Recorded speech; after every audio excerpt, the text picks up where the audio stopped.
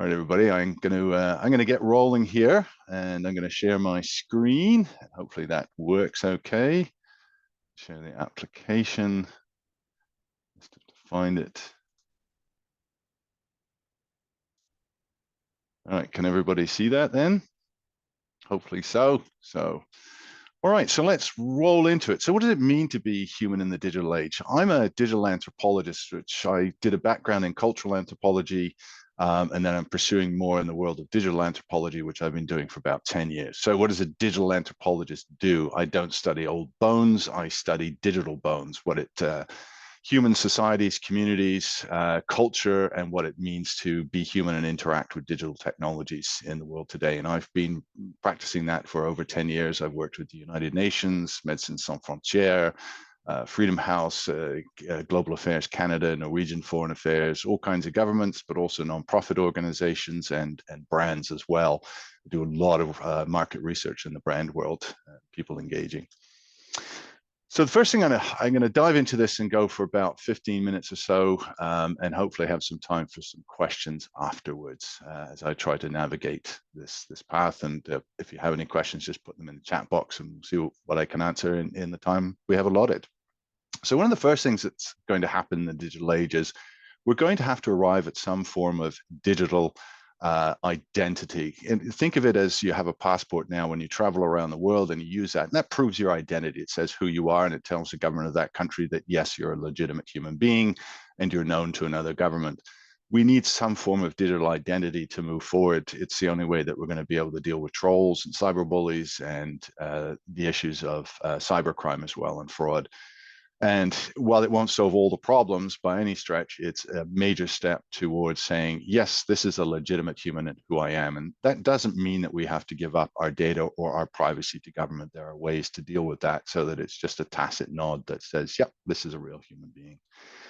We're going to have we already have various online identities. If you participate in online communities like Reddit and stuff, you probably have a different username. If you're in gamer channels as well, you probably have different identities. So this is a bit odd for us because we've always lived in sort of two worlds, the one inside our heads and the way we think about the world, and then the one that we actually engage in the physical world.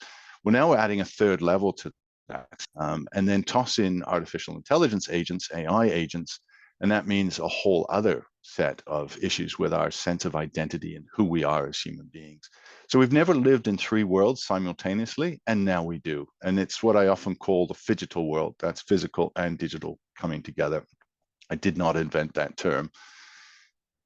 The other thing that's coming at us is parasocial relationships, and we're already starting to see a bit of that. So that's AI agents. You may have your personal AI agent and someone else has theirs, and those AI agents may negotiate things like when you're going to go for having a coffee or you're going to have a dinner or breakfast and when you're going to meet up and events that you might partake in. And that means we may also form relationships with these AI agents. Imagine if you are at work and you have an AI agent that's assigned to help you in your job every day. And what happens is eventually you decide to leave the job or the company shuts down or something happens and you formed a relationship with that AI agent. And now you're not going to have a relationship with them anymore. Well, what happens? What does that mean? Right? Are you going to be depressed because you can't access that AI agent? Do you say to the company you're with, it's like, I'm going to another company, I'd like to take this AI agent. And they go, well, no, you can't because it has company secrets and stuff. So this introduces interesting new dynamics in how we form parasocial relationships with AI agents. An example today is, take Taylor Swift and the Swifties, right? That's a parasocial relationship people have formed with Taylor Swift, although they'll never meet her. And then Lady Gaga has her followings, Beyonce, these major bands. And it means an impact on how do we have relationships with family, friends as well. All these dynamics change, what we call kinship relationships in anthropology. So that's going to lead to changes in social norms and behaviors and how we relate to family. We're also getting into a time of augmented cognition. We sort of had this ever since we learned how to write, in a sense. Now what we're talking about is offloading our memory and the tools that we use. So if we start to rely on answer engines, as we have with search engines, Then we've got to start dealing with memory tools as well as we offload our cognition. We do that with books. I've got lots of books behind me, and that's a form of offloading cognition when we write notes and when we write papers. But now this is a constant, permanent augmenting of our cognitive capabilities, because most of the technologies and the tools that we've developed have supported us physically, hammers, screwdrivers, trains, airplanes, cars. Now we're talking about more cognitive augmentation of what it means to be human. So that means, changes in tool use. And one of the questions that arises out of that is, well, are we going to lose our ability to think critically? And that is one of the questions we have to ask. We have to remember that no technology is neutral, and all technologies can be applied in both positive and negative ways. And they're a double-edged sword. We're also dealing with constant connectivity. We're sort of there today in a way that we're all constantly connected, right? We all feel that. We're on our phones and we've got our earbuds in all the time. But this is going to be even more constant connectivity. Now, how do we do that and changing social dynamics as a result of being connected? How do we conduct our relationships in a world where we may have relationships with other people around the world that we actually never meet? We've sort of been doing this for a number of years now, a couple of decades, but now this takes on an even more intense meaning as we stay constantly connected. And we may find that we start to disconnect in discrete ways, right? Where we're choosing real life activities and things that we want to do, right? Algorithmic relationships. So I talk about AI agents, but there's also the algorithms.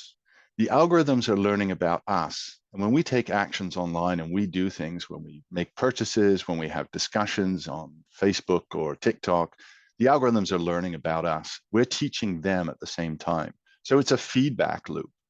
This creates an interesting way of thinking about human agency and free will. Where do the algorithms influence us?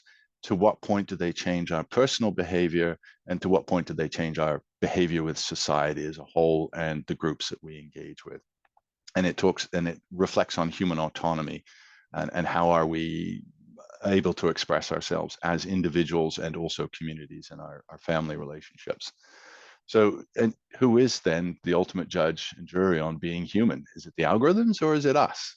I think it will be us. It will not be the algorithms.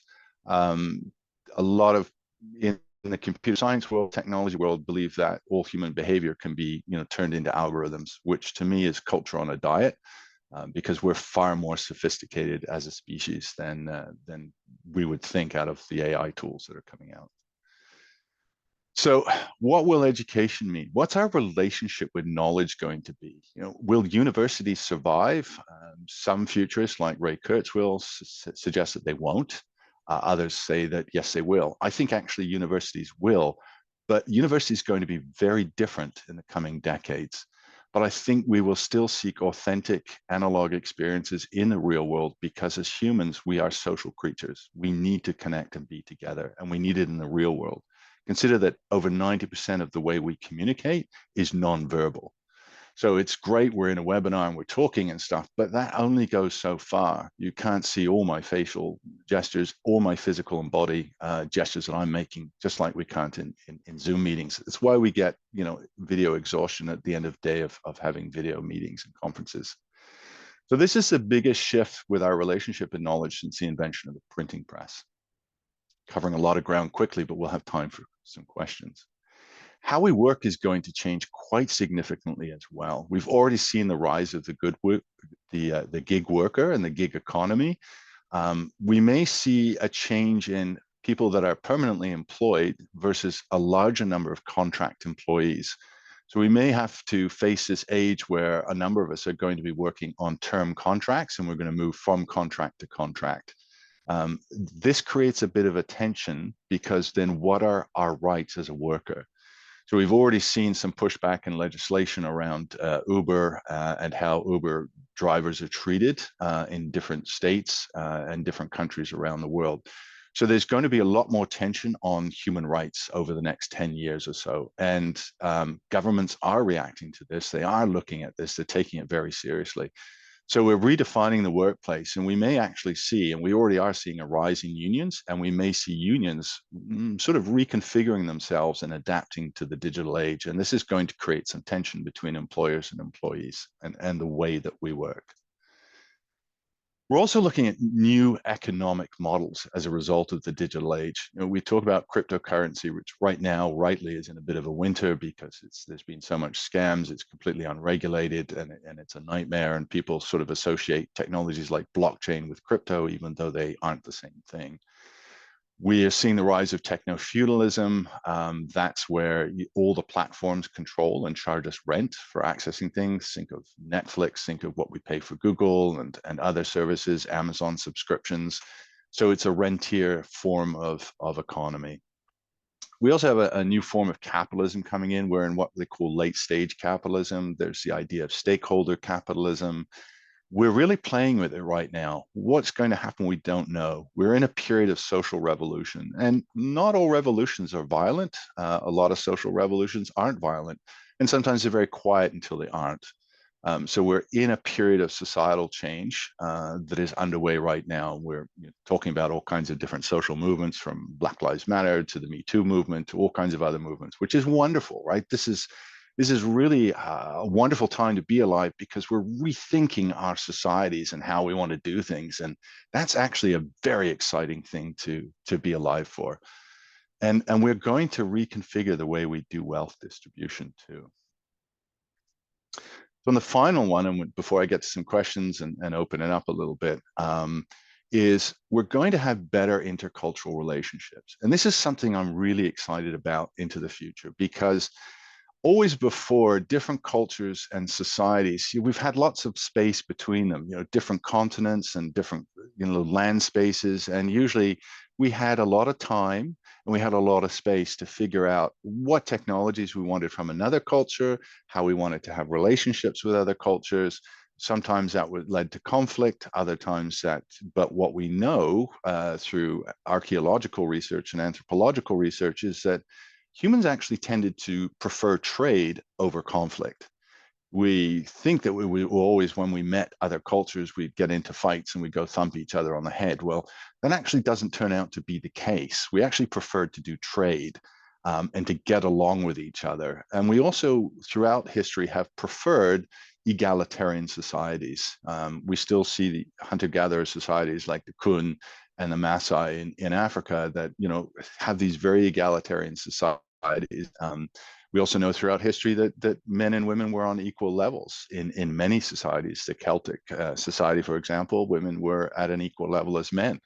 And there are many, many examples of these. So I think what's happening is that the time and space has collapsed. Now we can see each other's cultures and we can learn about each other.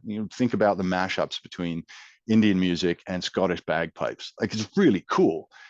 These are exciting opportunities for us multiculturally to come together. And I think that's something that we will start to do in the coming years. So now I'm going to stop sharing and I'm going to open it up to broader discussion and any questions. So if you've got any, just type them in. So I'm going to sort of see the first ones that I can here. Popper's three worlds concept, as this works out, it's good ground in much of the current AI discourse. Actually, I haven't, and that's interesting. So I should look into that. So thanks for bringing that up. I have some vague memory of that as well. Yeah, so someone says the AI relationship reminds them of the very obvious example of the movie Her. Yeah, so that's really interesting. I don't quite agree with, I mean, it does, but that's a Hollywood concept and it's being taken as sort of rote way of that's the way humans engage and form relationships. It's only one avenue and only one way. So I think Her is actually very limiting as a view of what AI can be and what it means to have relationships. But it does have an indicator of the psychological impacts of forming those relationships. And one of the biggest risks I see is if a company that owns one of these channels and you form a relationship with an AI agent and then they shut down or you can't pay the monthly bill, how do you feel about that? How do you deal with that loss of relationship? It could be very similar to the way we deal with the loss of relationships in the real world as well. Um, yeah, someone says, did we ever have critical thinking abilities in the first place? Well, absolutely, we did, and that actually goes very far back into early human times. We had to employ critical thinking in order to survive as a species. And one of the things we realized very early on was that we couldn't do critical thinking just by ourselves, but we had to do it as groups. And that's basically what we had to do when we came down out of the trees and we were on the savannah, because we had to figure out where those animals were that wanted to have us for lunch, because we didn't want to be on the menu. We wanted them to be on our menu, right? So, oh, sorry about that. I didn't put it into presentation mode. Question of loss of critical thought. So I addressed that a little bit. So here's the thing. Large language models are good up to a point, and we can query them. And I actually argue that it may improve our critical thinking skills, because we may offload some of those cognitive capabilities, but as humans, we're immensely creative people.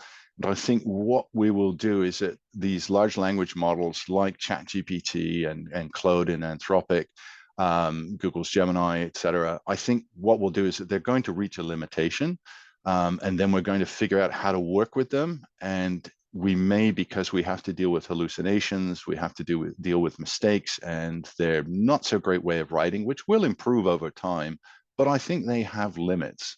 You know, it's just like machine learning, natural language processing, they're evolving, but those AI tools have been around for decades, and they've improved, but not to the drastic level that we would think. So there's still a very long way to go there.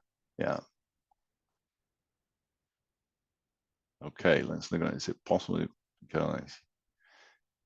Well, yeah, you cannot have an intimate connection with a microprocessor register.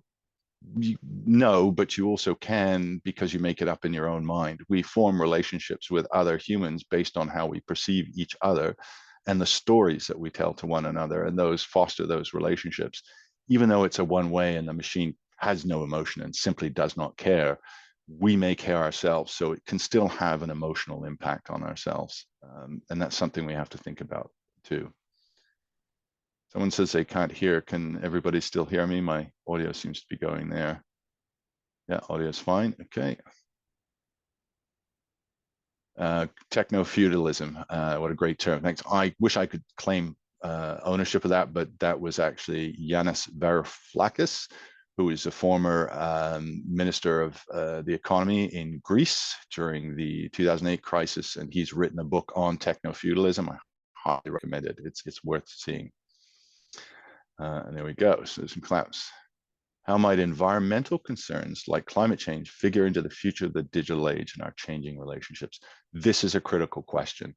Artificial intelligence uses way more energy than we can possibly imagine. So much so that some of the data centers that are being built today, they used one of the biggest clusters of those data centers was in Northern California. And the state of California, their power utility has said, you can't build any more data centers unless you can make them completely off grid. And the problem is that that means that we can't microwave our lunch or cook a meal, because the data center down the road is sucking all the power. And that's just not on. So a lot of these data centers are trying to figure out innovative ways of cooling, because they need so much water to cool them. Plus they need so much electricity to keep these going. We're going to see incredible advances in, processors and their use of energy, as well as data centers and how they cool themselves. Will that be fast enough? I don't know. But we certainly could create enough renewable energy to power the data centers, just as we can our everyday lives. So we really have to think about this in terms of climate change and their emissions. Both Google and Microsoft have shown that their emissions have grown quite significantly as well. Rethinking society, are we ready for the impacts that it may have on culture groups, beneficial or not? Well, we never have been. Culture is mutable. It is always changing. Usually it's new generations that cause cultural change. They drive it because they have new ideas that they picked up from another culture, or ideas that they've had. Some cultures are very stuck in their ways and take a very long time to change. Other ones are a little bit more rapid to change. But we're never really prepared for that. And that's why it causes so many tension in societies. And it's why we're trying to deal with social media today. We go through 3 stages of technology adoption in a larger size. First, we have awareness, where we become aware of the technology. And then we have this period of evaluation, and that's where we figure out, okay, the technology changed us. Now, how do we want to change the technology? And that leads to the final phase, which is adaptation. We're going through the evaluation phase with social media, and we're starting adaptation. What I mean by that is, think about schools that are starting to ban mobile phones in the office or in the school place for certain grade levels. That's happening where I am in Canada. It's happening in a number of US states and other countries. And we're starting to regulate social media and put requirements on social media platforms. So that's a way of adaptation. The technology changed us. We're finding the things we don't like, and we're making changes through government. Yeah. All right. I want to believe that more egalitarian and open global future, but how will climate impacts affect that? That's a big question. If I had the answer, I'd probably be a billionaire. We do prefer egalitarian societies for the most part. We have autocracies and we have democracies today, and there's a change in value systems around the world. Well, that's also changing how technologies are being developed, the weaponization of artificial intelligence, but also we're looking at China, which is making rapid advances in solar energy or renewable energy projects, and we're seeing those costs come down significantly. Renewable energies are now cheaper than fossil fuels. It takes a long time. We can't turn off the oil taps. I wish we could, but if we just turned off the oil taps tomorrow, it would just completely and utterly destroy the economy. So we have to figure out that balance of moving there. So someone asked, they work in market research. What would be the biggest takeaways for researchers and their clients when it comes to humans in the digital age? Talk to customers. I do a lot of ethnographic research. Data is really good because I do a lot of work in marketing. Data is really good, but we can get drunk on data, and marketing has. So we have a deluge of data, but a dearth of insights. Data tells you what happened. It does not tell you why. The only way you can learn about the why is to do ethnographic research and have conversation with customers. You don't have to talk to all of them, but enough of them. And it's absolutely critical. I've seen way too many companies stop talking to customers and make assumptions based purely on the data of what happened, not why something happened. Yeah. Someone says, I have a vintage typewriter in my bookcase. Yes, thank you. I bought that in Vermont for $2 about 25 years ago, and I love it. Although I don't have the ability to repair it. The idea of a digital passport ended up in Ender's Game. Yes, it's been a feature of science fiction. Any kind of technology can be hacked. They said blockchain couldn't, but there's a 51% attack in blockchain. No technology is ever going to be proof of being hacked, but we have to keep making steps and produce, figure out ways to work with it. So, how do you carry out ethnographic research when it is a purely digital culture? That's a great question. It is called ethnographic research. The term was coined by Dr. Robert Kuznets, who's from Toronto and now teaches in California. He literally wrote the book on it. There is an ethical process of identifying yourself.